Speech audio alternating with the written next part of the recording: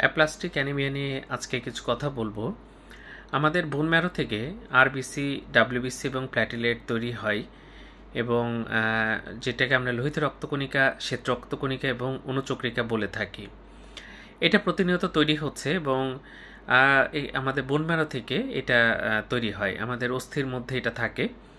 তো যাই হোক, এইখান থেকে যদি কোনো কারণে এই তিনটা উপাদানই তৈরি হতে বাধা সৃষ্টি হয়, সেটাকে আমরা অ্যাপ্লাস্টিক অ্যানিমিয়া বলি। এতে কি হয়, আরবিসি কমে যায় বা লোহিত রক্তকণিকা কমে যায়।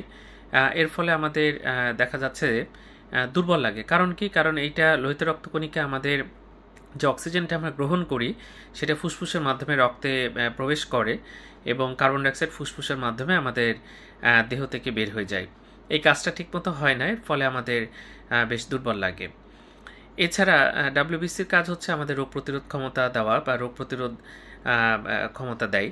এটার অভাব হলে আমাদের বিভিন্ন অসুখ হয় এবং এর ফলে কিন্তু বিভিন্ন ইনফেকশন হতে পারে। আর প্ল্যাটিলেট আমাদের রক্ত জমাট বাঁধতে সাহায্য করে, এর ফলে কোথাও কেটে গেলে দ্রুত রক্ত জমাট বেঁধে যায়।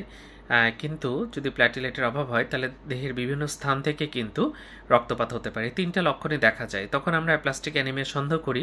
ব্লাড টেস্ট করে ডায়াগনোসিস করা যায় এবং এর নির্দিষ্ট চিকিৎসা আছে। ধন্যবাদ সবাইকে।